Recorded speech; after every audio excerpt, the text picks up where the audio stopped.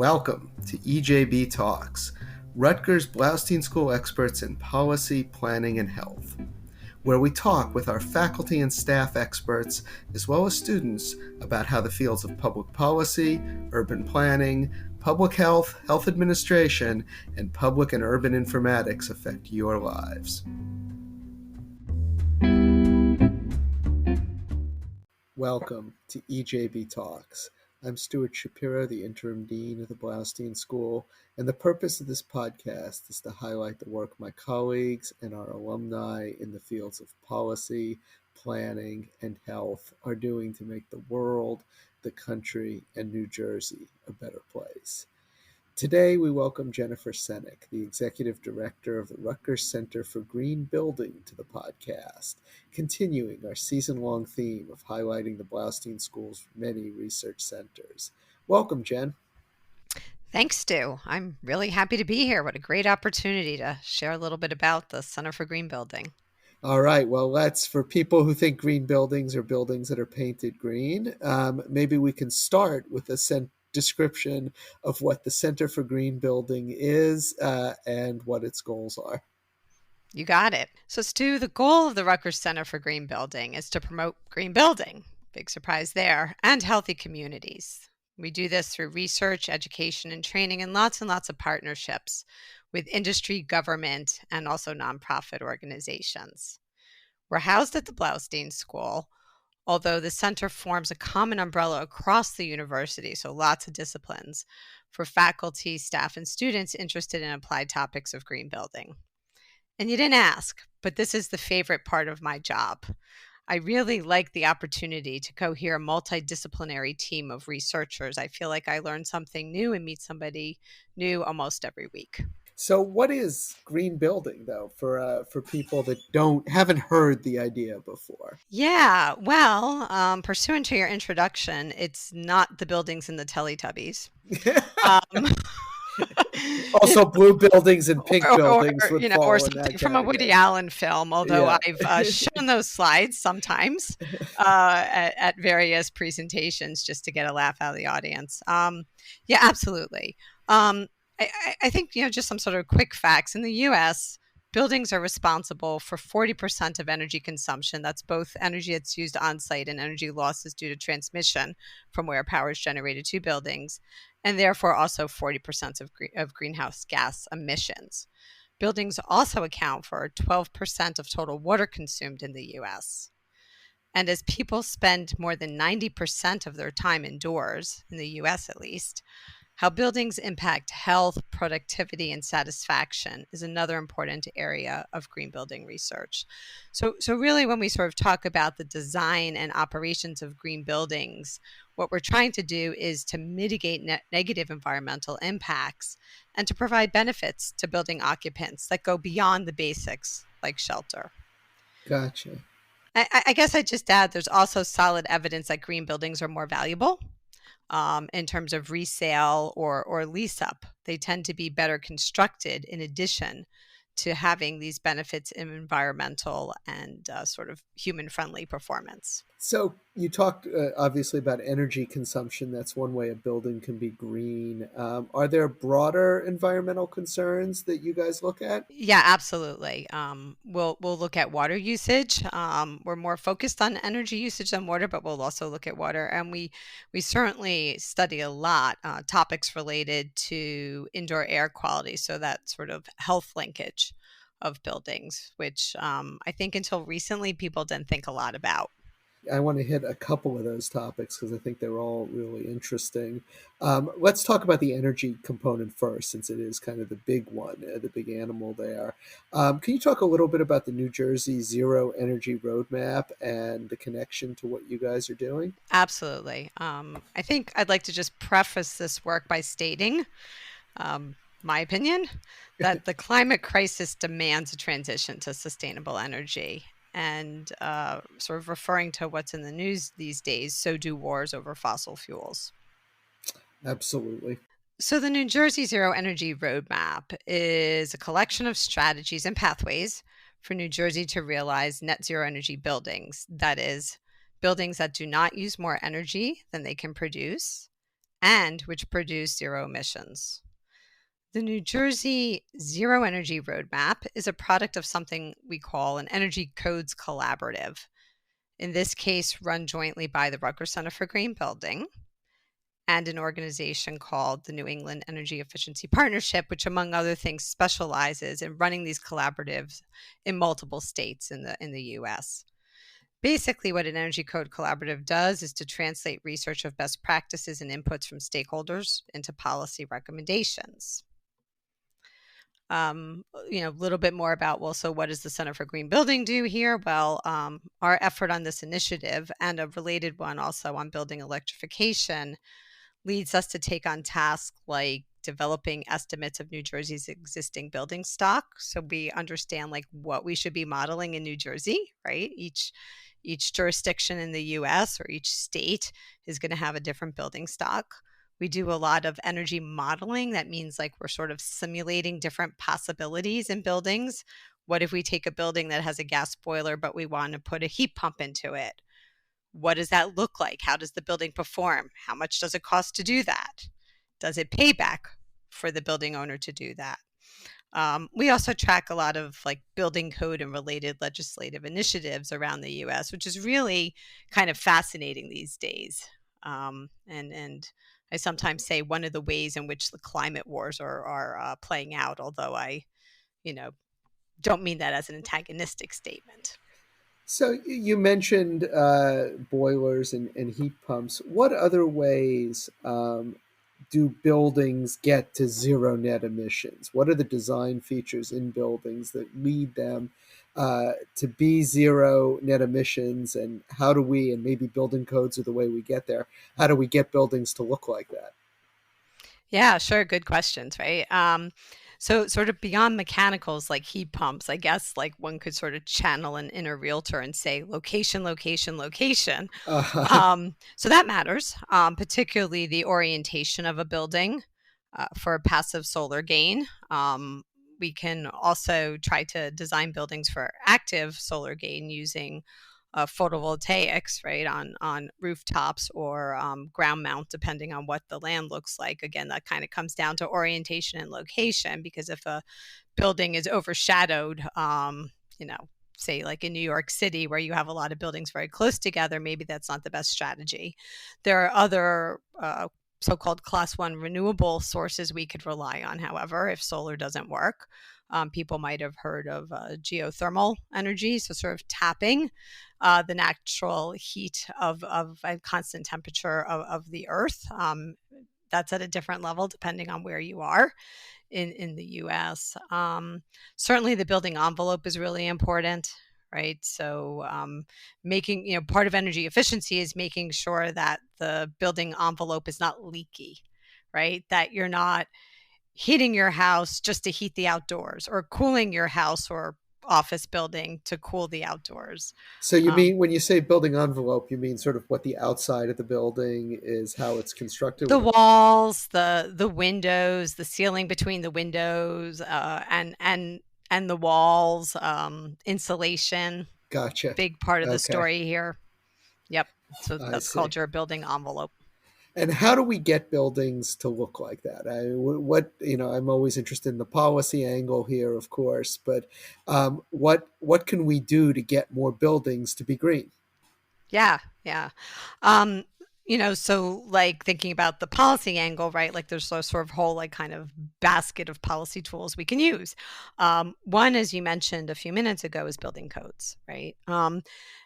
And that's a great approach because it's a broad regulatory tool that then dictates both new construction and, to a certain extent, remodels, depending on what is sort of triggered in what one's doing to an existing building. So that's sort of one way to go.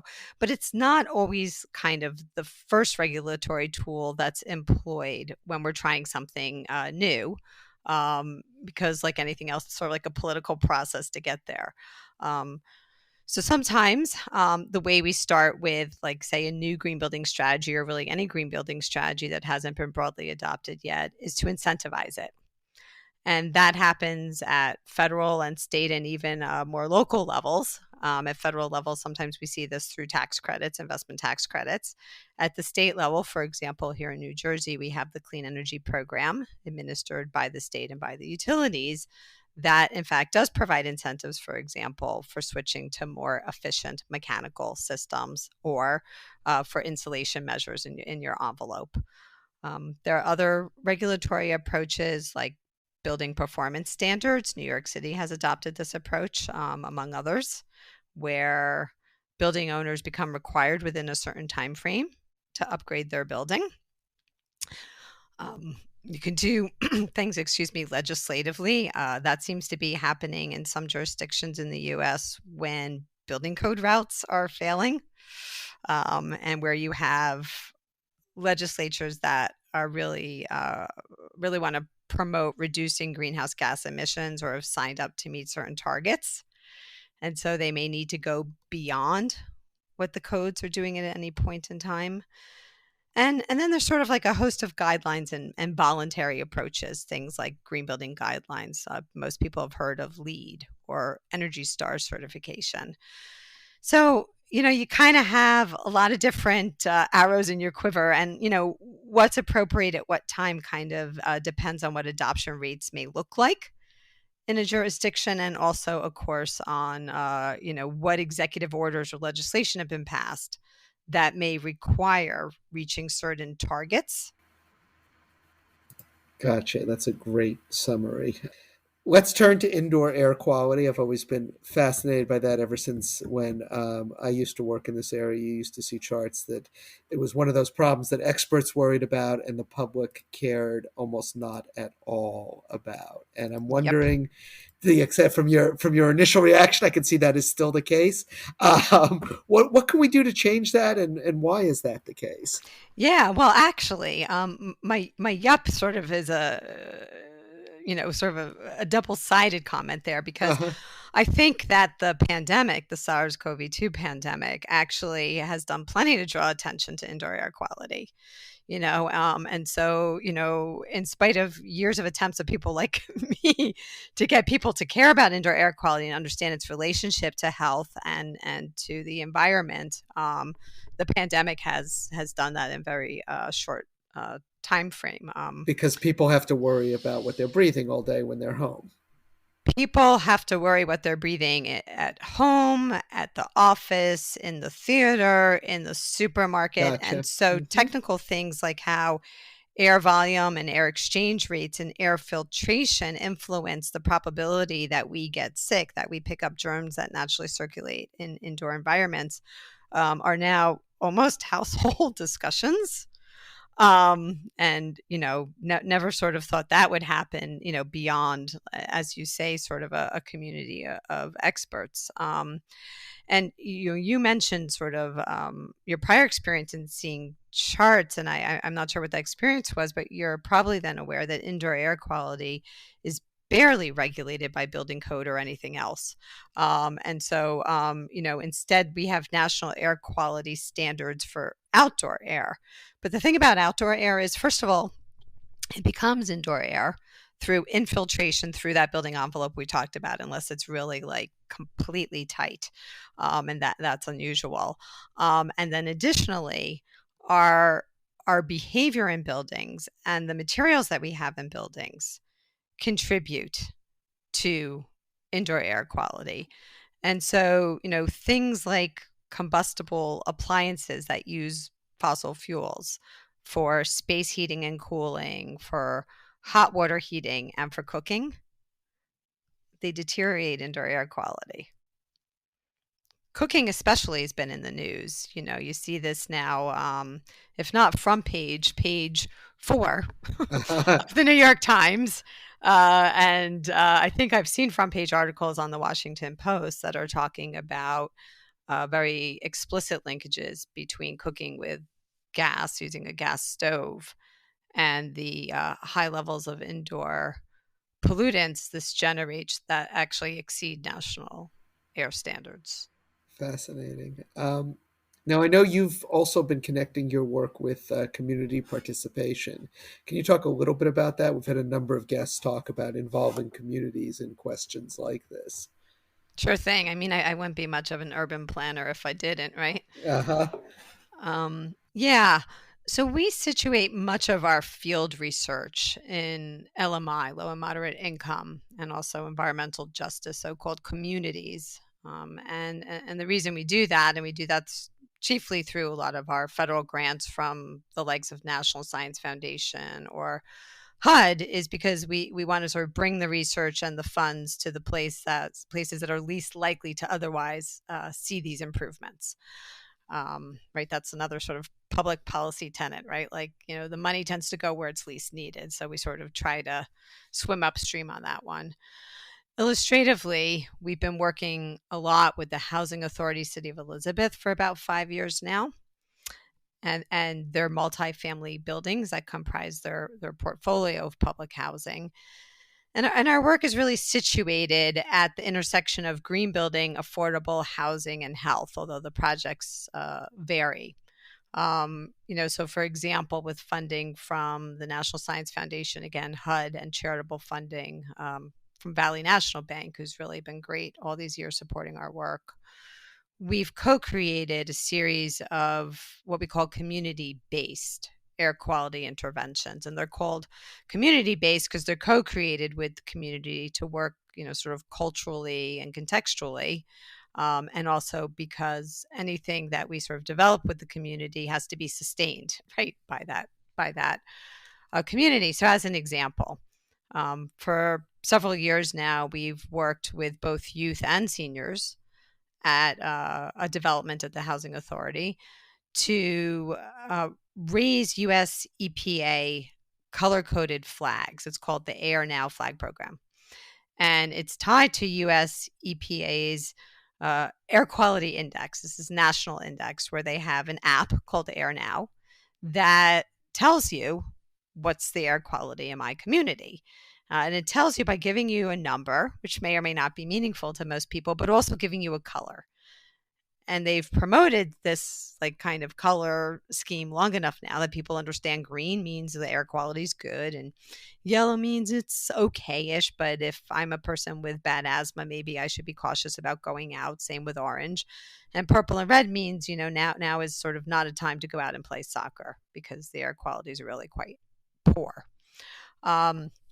So we've developed these air quality ambassadors with youth who live in properties owned and managed by the Housing Authority of Elizabeth. And they raise the flags up. They see, what's going on with air quality, and they change the flags throughout the day. And then they explain to family members and friends and anybody who asks, what does that mean? And what should they do? Is this a good time to open my windows or close my windows? Is this a good time to walk to the library or not? Is this a good time to run my air purifier if I have one, or run my window air box and use that fan as filtration?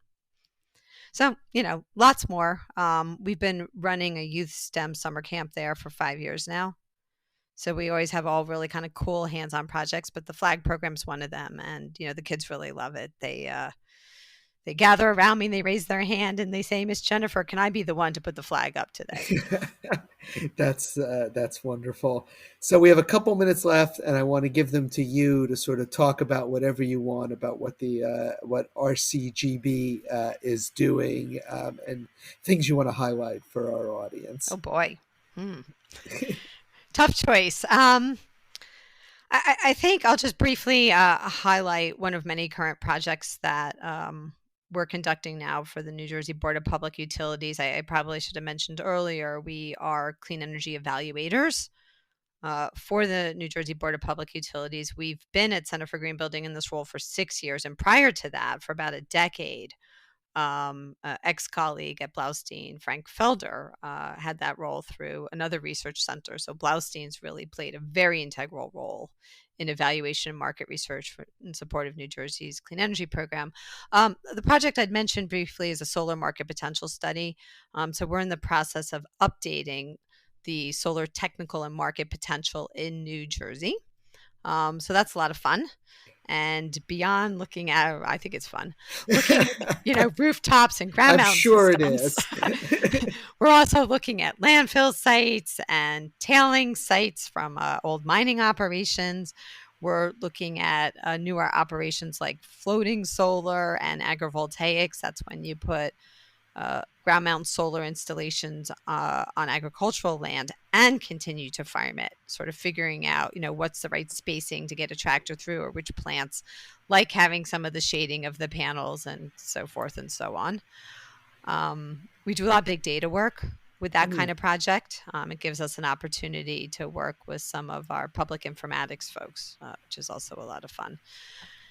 And I'd be remiss if I didn't mention the New Jersey Green Building Manual, which is one of our older but also recently updated products. And so for the state of New Jersey, we developed and maintain and periodically update a web-based resource of green building best practices with case studies from New Jersey. One of the things we learned early on in this gig was that would-be green builders didn't want to hear about examples from California. They said, well, we want to know what works here in New Jersey. We want to see the pro forma, meaning how does it work financially in New Jersey? We want to just sort of understand what strategies work in New Jersey.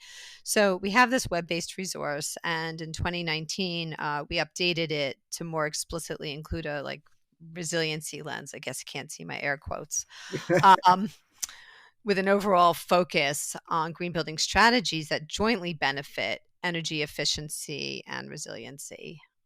And this website receives a fair amount of traffic from practitioners and also sort of organizations that are interested in contributing a resource or some kind of case study.